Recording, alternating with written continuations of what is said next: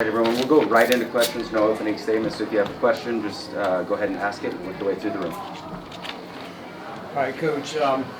Just kind of what did you see out there? I know UCF has a very good defensive team coming into it. They made it difficult for you guys tonight. What are the biggest things that you saw out there tonight? I just thought we couldn't get any traction, getting any stops. I mean, like they, their athleticism. I thought they were going downhill extremely hard, drawing fouls. They obviously got to the foul line, and I just thought they were a step ahead of us on both ends the whole night. You know, a step ahead of us when we were trying to guard them. They were a step ahead of us defensively when we drove, and I think that's we knew the way they protect the rim. We had to make some shots. And Darthard got free a handful of times in the zone, but the rest of us, I think, were 1 for 10. We knew we had to have a high assist, low turnover night. We felt we had to, because they take away the rim so much, we had to collapse it and kick and make some shots, and we had the flip-flop. We had high turnovers, low assists, so we had that backwards. And I thought they did a great job of every time they turned us over, they converted. I mean, they were just really getting out in transition, and that was one of our keys of the game, and it was one of our worst transition defensive games. We were last week. I think we gave up 2 transition points, and we gave up 20 tonight. And your team seemed to lack energy just from the get-go. I felt so too. I thought we were just a step behind. On both ends the whole night. I don't know why. We played with tremendous energy the other night, just from the jump, it was a step behind on both ends. I know J.V. McCollum, he bounced back in the last game. He kind of struggled from an offensive standpoint tonight. I know it was probably an important game for him being back in his home state. What did you see out of J.V. tonight? No, for sure. He put so much pressure on himself. He's an unbelievable kid, great player, and I know he had a lot of people here tonight, but he's one of our key guys, and he did some really good things. And then there were some other things he wished he had better. But for us, he's been a joy to coach. He's been nothing but one of our toughest workers, and we got a lot left to play. We got a lot. One game's not going to define him. Coach, it seemed like in the second half, you talked about a transition with the UCF. It seemed like they were attacking the basket a little bit. Yeah. They made adjustments that looks like at the half to kind of maybe attack you more at the rim. Did you guys feel that way? I don't think we guarded our yard. We call guard our yard. You're 3 feet each way. I don't think we guarded our yard very well. I think Darius and Sellers. I think they got downhill too much, and when they go downhill, those guys are really strong and old, and they know how to initiate the contact. They do it. They do a very nice job. And once they got downhill, they were very smart. They were either finishing or drawing the foul, and I don't think we guarded our yard very well, and that led to a lot. Going off that, what did you think of UCF's Jalen Sellers tonight? He's terrific. I mean, he's just very strong. He gets low. He was hard to stay in front of.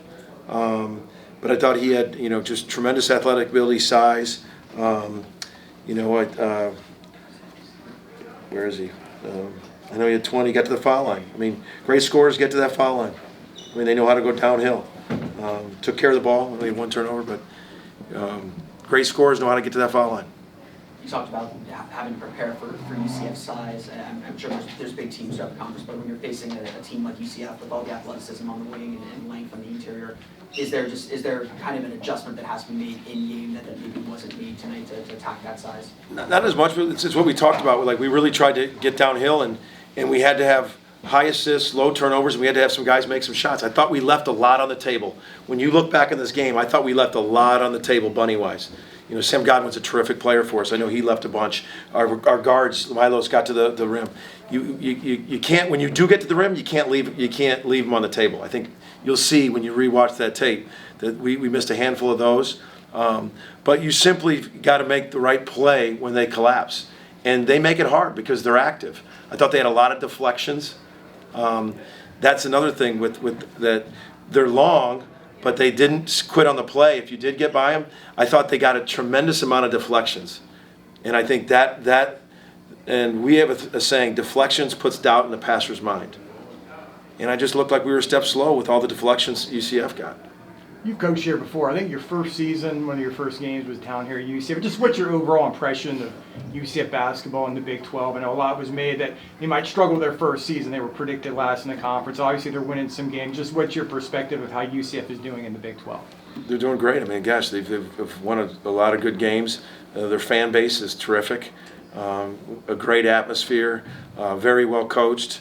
I mean, they fit right in. I mean, they're physical, long, athletic. I mean, heck, look at the wins they got in our league. So their atmosphere is great. The fans, they were terrific. And where do you assess your team at the halfway point now, 4-5 in the league? You know, we've had our moments. We've been really good. We've had some things we got to stay with it. But the thing about this league is you're going to learn. It's you can't get too down. You've got to, and you can't get too high. You got to bounce back. I mean, every game you try to get on one-game win streaks. You try to get on some one-game win streaks, and that's what we got to go on now. We got to go on a one-game win streak because every night it's something. It's crazy how what you got to prepare for. So that's what we got to do. We got to turn around and play better next game. We got time for just a couple more questions. Johnny Dawkins earned his 300th career win tonight. How well do you know Johnny, and what's your reaction to him achieving that milestone? I know Johnny through the profession, class all the way. I mean, there's not a person that wouldn't say Johnny Dawkins is one of the most classy guys, and it's a lot of wins, and he does it the right way. I mean, a lot of integrity, a lot of class, and congratulations to Johnny. With UCF being new to the conference, as someone who's coached in this conference before, what would you say is the biggest key to success in Big 12 basketball? There's not one. I mean, there's just so much. I mean, it's resiliency, recruiting. I mean, there's some high-level players here. You got to stay up. I mean, let's not make it is. You got some of the best players in the country. They're old. This league is old. You got to guard and be tough. If you're not tough, I mean, some of the best defenses in the country are in this league. You got to be tough, ball strong, and resilient because it's every single night. You got to, there's not one answer to that.